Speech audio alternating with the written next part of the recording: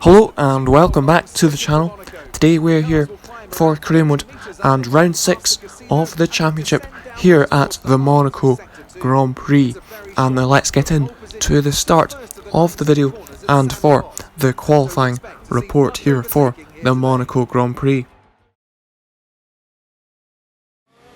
And so on to our first flying lap in Q1 here, and catching up to the back of a wee bit of traffic here in the form of Robert Kubica, and our first lap puts us into a provisional P6 here, but as we go on to the end of the session we are down into P18 and we need to improve our lap time here as Lewis Hamilton sets the fastest lap, but we have put in personal best first and second sectors here, so hopefully this lap will give us a significant improvement and hopefully enough to put us into Q2. And will this lap do that? And yes, it does.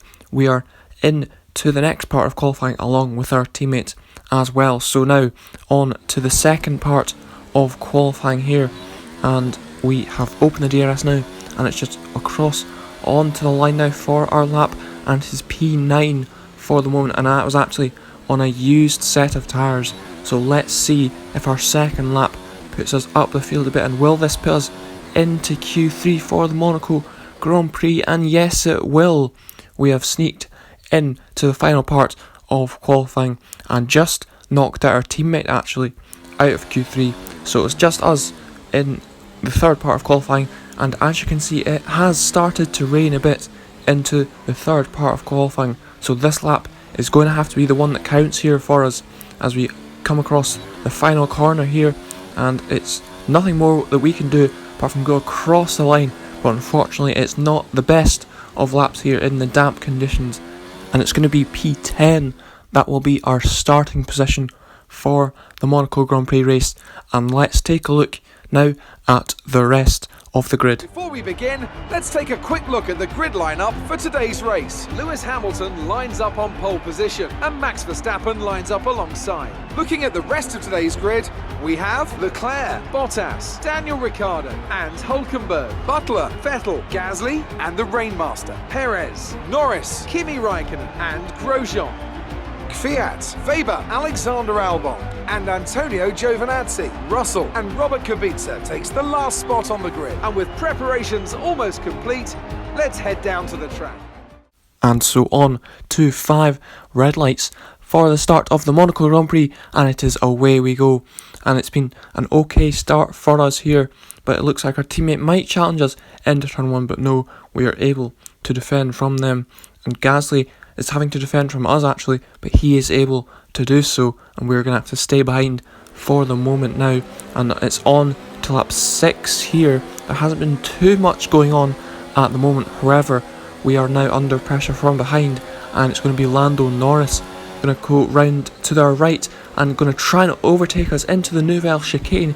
Can we defend the position? And yes, we can. That's some good defending for us here. But on to the end of the lap now, and we're into the pits onto a set of medium compound tyres, and hopefully this might take us to the end of the race, otherwise we're going to have to go for a 2-stop. But on to lap 8 now, and we are at the back of the grid here, so not great for us. We're going to have to make up a lot of positions, and it's our gearbox is looking like it's going to trouble us here. We've lost 5th gear, I think it is, and team radio. Right, we've looked at the gearbox issue, but I'm afraid there's nothing we can do. Try and drive around it, we'll just have to hope for the best.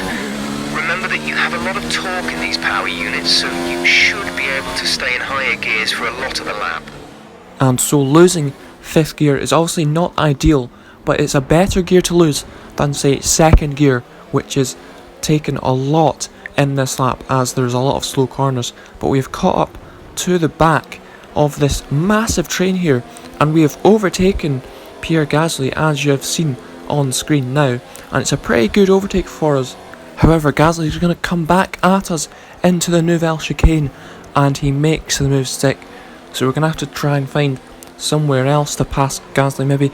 And on to lap 14 and into Raskas, we make the move and we make it stick as well, so maybe that is the place to make some overtakes, and that is a replay of the move and that was pretty good there from us, and hopefully we can try and get through this train by doing that. But on to lap 16 now, and we're going into the inside of Butler into the Lowe's hairpin, and it did slow us down a bit, but we have made up a position. And on to lap 17 now, back at Rascasse again, and now we're overtaking Alex Albon, and we made that stick as well. So that's a pretty good hunting ground for us in a very scarce place to overtake. There's not many places at all in this circuit. And team radio.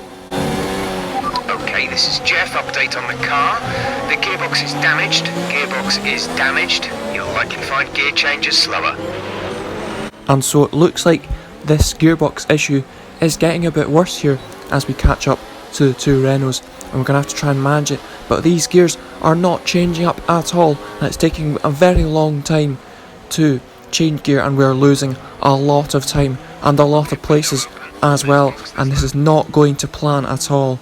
And into the pits we do come on the end of lap 22 for a second stop of the race here, and the gearbox issues meaning that we are at the back of the field now as we look on to George Russell, who's going up the inside of Giovinazzi here into the Nouvelle Chicane. Can he make the move stick?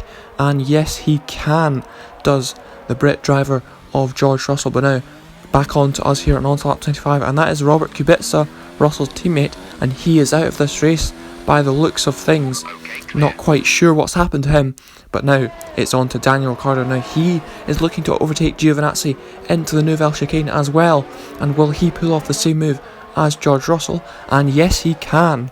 And now it's on to Sebastian Vettel, and he is looking at one of the Toro Rosso drivers up into the Nouvelle Chicane, and he makes the move stick as well, and it looks like it's Daniel Kvyat he's done the move on, and now it's Max Verstappen. Now he is looking to the back of Giovinazzi, and he's going to go around the outside into Saint-Devote, and he makes the move stick as well here. And now it's on to Charles Leclerc here. Now he's on the back of the Toro Rosso car, and it looks like it's Kvyat as well, as he tries the same move as Verstappen around the outside into the first corner, and he makes that move stick as well. But now it's on to us, and we've got blue flags on lap 33, and that is Sergio Perez, and he is leading this Monaco Grand Prix. How has he done that then? I have no idea.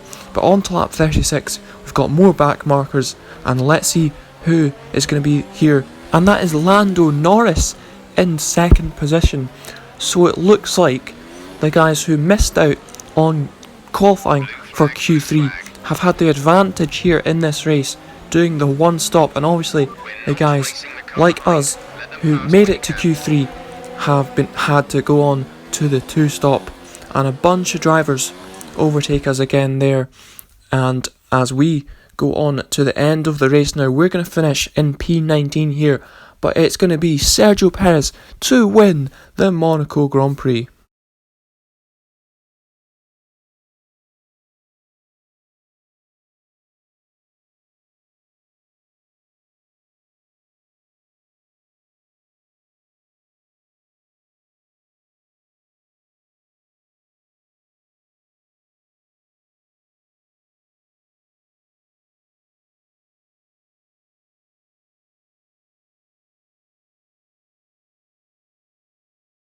And so it is our teammate Sergio Perez who wins the Monaco Grand Prix, followed by Lando Norris and Kimi Raikkonen rounding out the podium there.